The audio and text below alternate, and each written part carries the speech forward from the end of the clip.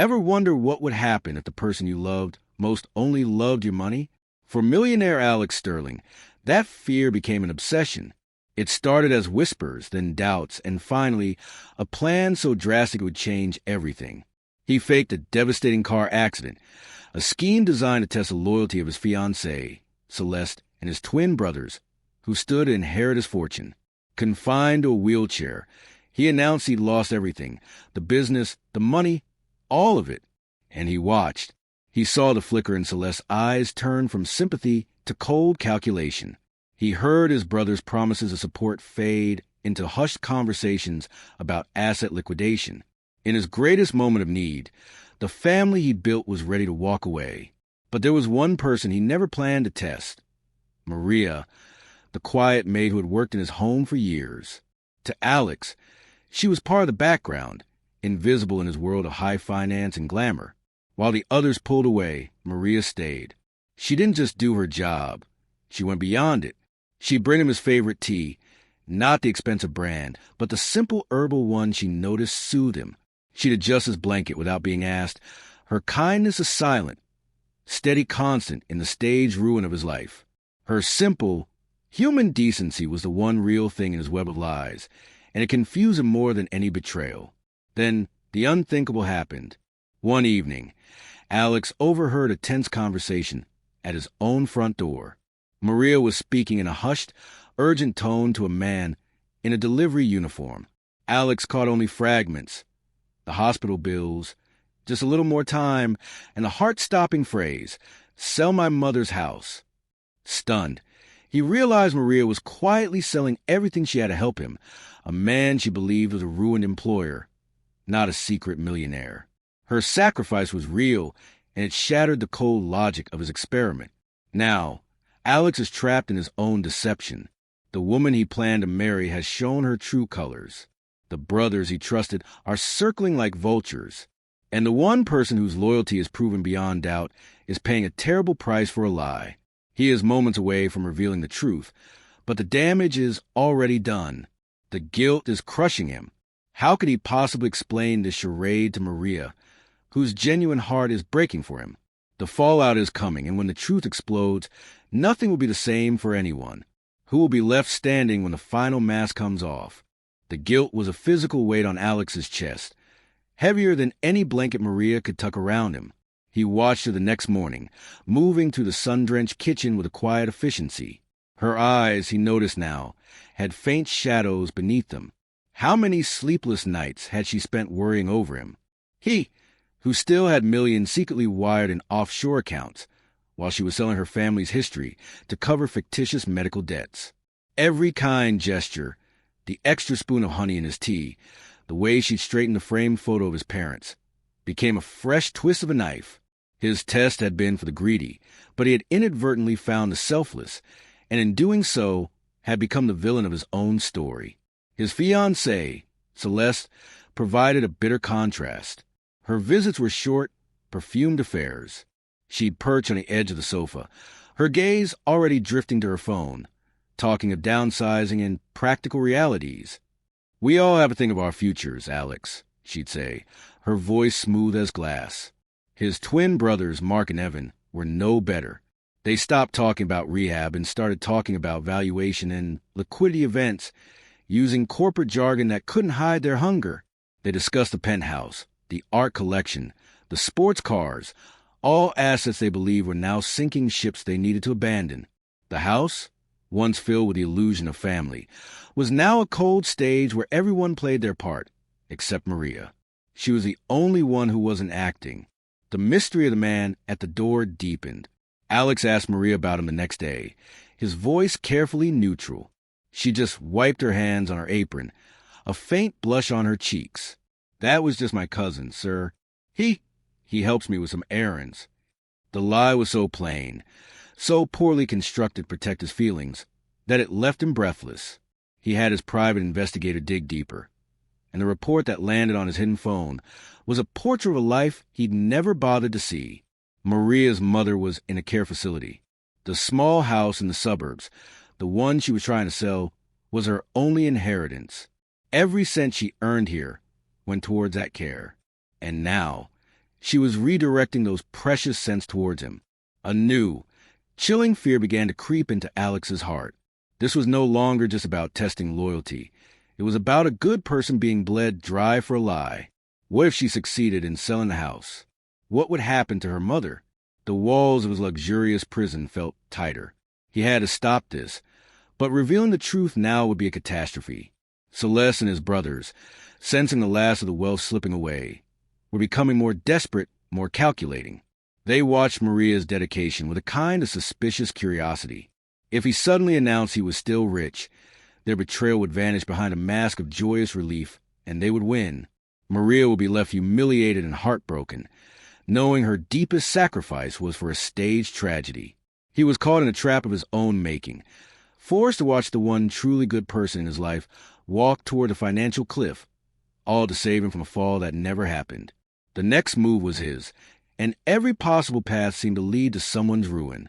The pressure in the house became a living thing. Alex could feel the seams of his deception straining, ready to split. He started to stage small improvements, hoping to ease Maria's burden without raising alarms.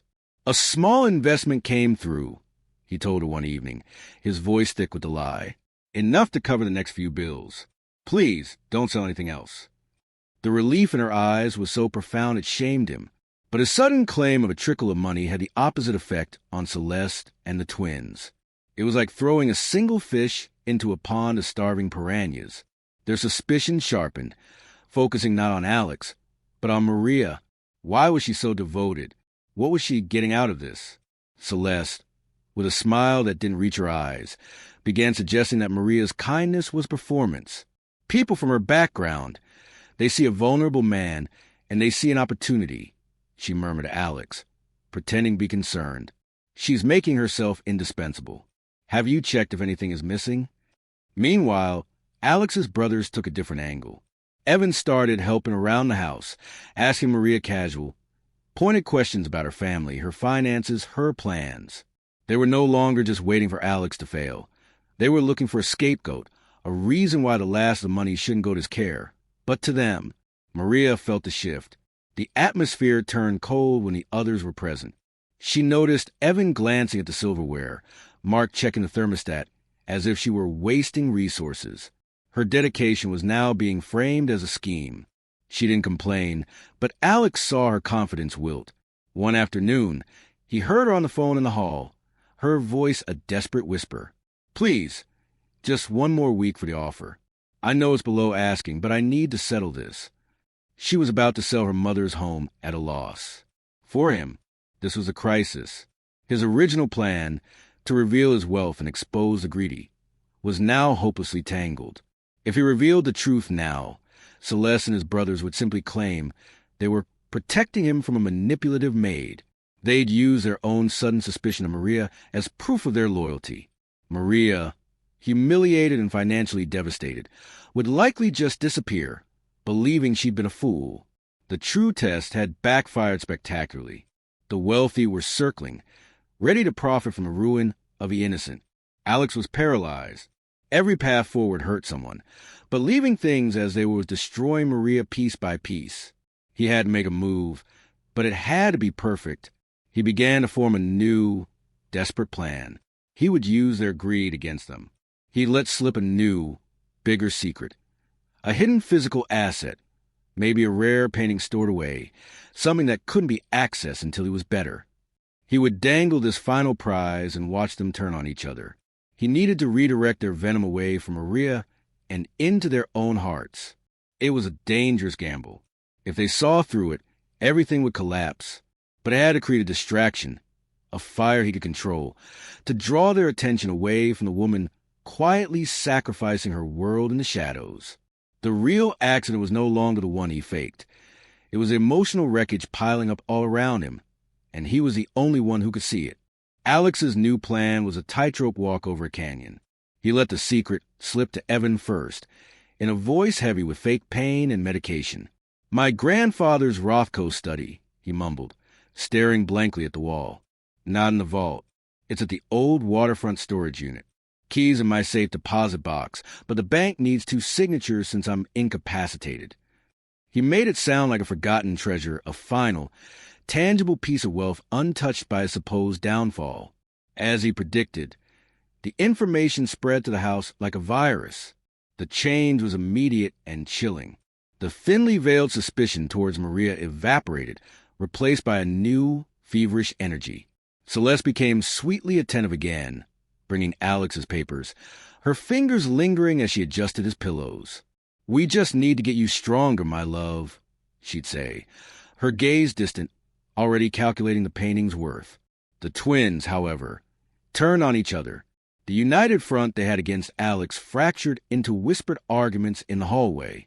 Who had the better relationship with the bank manager? Who deserved to be the second signatory? Their shared greed now had a single, finite target, and it made them rivals. Maria watched this shift with quiet confusion. The coldness directed at her melted away, but what replaced it felt even worse, a frenzied, impersonal neglect. She was once again invisible, but now so was Alex's well-being. They were all so focused on the key, the painting, the money, that the man in the wheelchair became just an obstacle, a signature to be managed. Her genuine concern for him now seemed to annoy them, a distraction from their hunt. She found herself shooed out of the room during family talks, which were really just tense negotiations. The tension reached its peak on a rainy Thursday afternoon. A loud argument erupted in the study between Mark and Evan. Their voices, usually kept to a corporate murmur, rose to shouts. "You've always been a leech. And you're a bully who thinks he deserves everything." It escalated until a crash of shattering glass silenced the house. From his wheelchair in the adjoining room, Alex's heart hammered against his ribs. This was a distraction he wanted, but it was spinning out of control. Celeste stormed past him, her face pale with fury, heading straight for Maria, who was frozen in the kitchen doorway. "This is your fault," Celeste hissed, her composure gone. "Your little act of saintliness has stressed him out, confused everything." It was a irrational, desperate accusation, meant to place blame anywhere but on themselves. In that moment, Alex saw it all collapsing. His plan to divide them was working, but the fallout was raining down on the only innocent person in the house. He opened his mouth, the truth clawing at his throat, ready to end it all. But then he saw Maria straighten her spine. She didn't cower. She looked from Celeste's furious face to the broken door of the study where the twins were glaring, and finally to Alex, a deep, unsettling understanding dawning in her eyes. She had seen the sudden greed, the manufactured drama, the way they all moved around a secret she wasn't part of. "My fault?" she said, her voice quieter than theirs, but cutting through the silence. "No, something is very wrong here." Her gaze locked with Alex's, and for the first time he saw not pity, but a sharp, clear suspicion. She wasn't looking at a victim anymore. She was looking at a puzzle, and she was starting to put the pieces together. The cliff Alex was pushing the others towards. He now realized Maria was refusing to fall over. She was turning around, and she was starting to look back directly at him. The silence that followed Maria's words was louder than the shattered glass. Alex felt a cold sweat break out on his brow. Her gaze wasn't one of anger, but profound, disappointed clarity. She didn't say another word.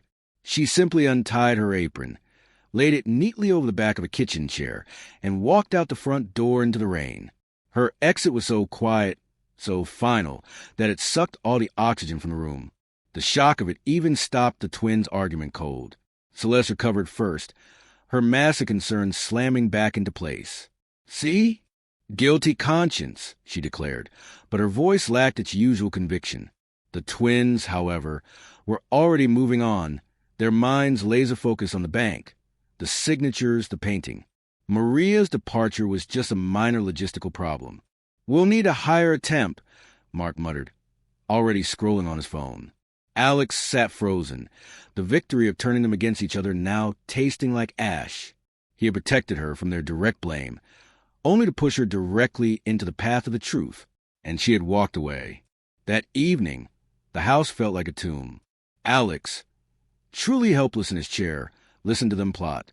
They decided Celeste and Evan would go to the bank the next morning, using a forged medical power of attorney they'd hastily drawn up. Their greed had graduated to fraud. This was no longer about failing a test.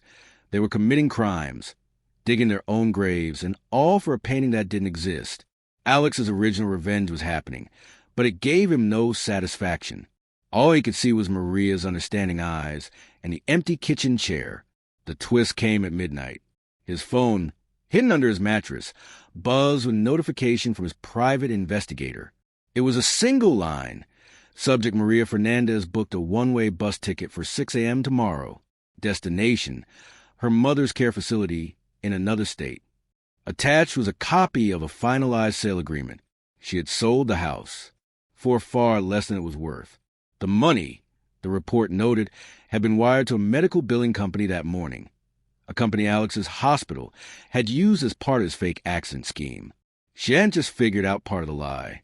She had believed the medical debts were real, and she had paid them with her past, her security, her only inheritance. And now she was leaving, believing she had done all she could. His test had broken the greedy, but it was about to destroy the selfless completely. She was walking away from the chaos, thinking she had helped, while carrying the entire financial and emotional wreckage of his lie on her shoulders. Alex's breath caught. This was the unthinkable, made real.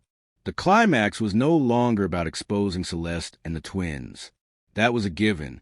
The real race was now against the clock. A 6 a.m. bus.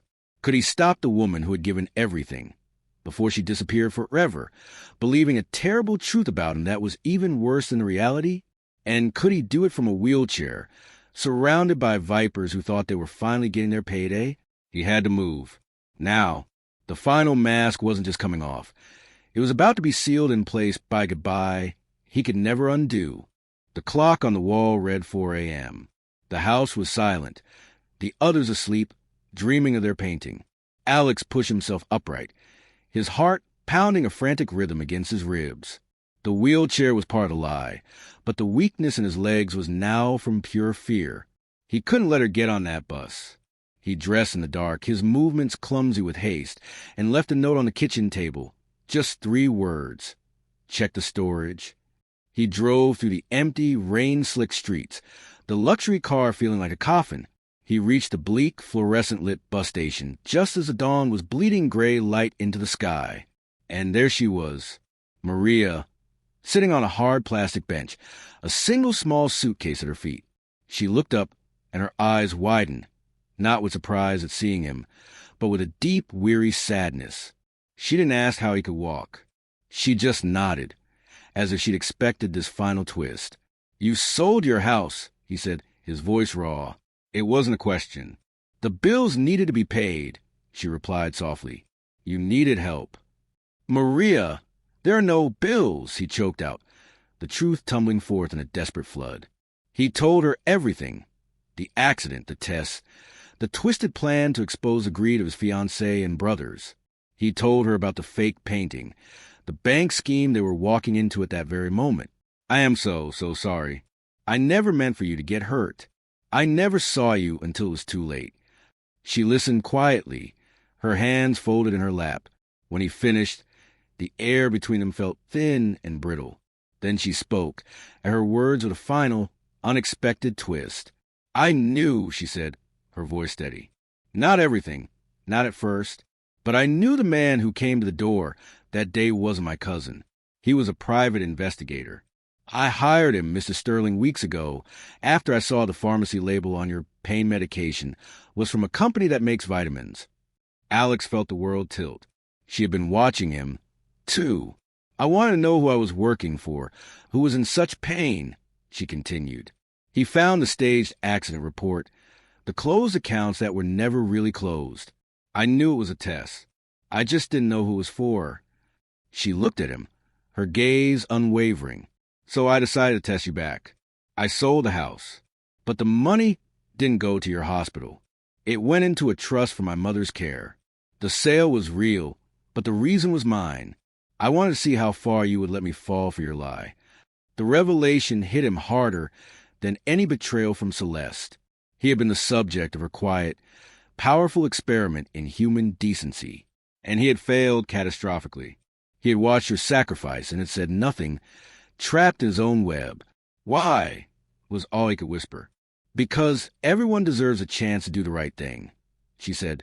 Standing up, the loudspeaker announced her bus. You just needed a little longer than I had to give. She picked up her suitcase. Please, Alex said. The word ripped from him. It wasn't a command from a millionaire. It was a plea from a shattered man. Let me make it right. Not with money. Just let me try.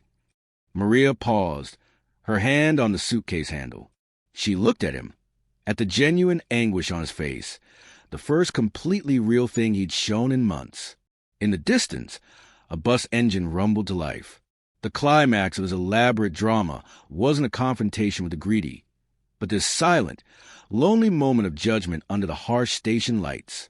The choice was no longer his. It was hers. And as she stood there, the bus door hissed open, waiting. The hiss of the bus door was the only sound in the world. Maria looked from Alex's broken expression to the waiting vehicle, a lifetime of quiet strength holding her in that moment. Then she let go of her suitcase. It wasn't a grand gesture, just a simple release. A trust for my mother is already made, she said. The sale was for her. That part was true. But you can't buy back what you broke. You can only build something new if you're willing to start from nothing. She didn't get on the bus. Instead, she walked past him, back toward the station entrance. Alex, his heart in his throat, could only follow. They drove back to the penthouse in a silence that was no longer charged with lies, but with a painful, fragile honesty. When they arrived, chaos had erupted. 2 police cars were parked outside. Celeste and the twins were on the front steps, their faces pale with shock and fury. Alex's note had done its work. They had gone to the storage unit, demanded entry, and found nothing but empty space. In their panic, they tried to bully the manager with their forged documents, and he had called the police. Alex walked toward them, no performance left in him, just a weary finality. He explained it all, briefly and clearly, in front of the officers. The fake accident, the tests, their reactions, the fraudulent power of attorney, their greed, now a matter of public record, twisted their faces into masks of outrage and denial, but the evidence was undeniable. As they were taken away for questioning, their downfall was cold and quiet, a legal matter, not a dramatic showdown. The vengeance he'd craved fell hollow. In the days that followed, Alex dismantled the life he'd built. He sold the penthouse, liquidated his business, and established a substantial, irrevocable fund for Maria's mother's care, not as payment, but as a first, concrete step toward amends. The largest share of his wealth, however, went to a foundation for home health aides and domestic workers, providing insurance and crisis grants. He named it after his parents, people he realized he dishonored with his cynicism. He found Maria a week later. She was working at a small community center, organizing meals for seniors. He didn't offer her a job or a grand apology. He simply asked if he could volunteer. She looked at him for a long moment, then handed him a box of groceries to carry. It was a beginning, not an ending. The story of the millionaire who faked an accident became a quiet scandal, then a fading headline. But the real story was the one that happened after. It was about a man who learned that the deepest tests aren't the ones you get others, but the ones life gives to you. And it was about a woman whose quiet integrity became a mirror that showed him his own reflection. He lost a fortune in greed, but in the simple, daily work of building something real from the rubble, he started to find something else. He found a chance, not at the life he had, but at the man he could still become. And sometimes, that's the only wealth that truly matters.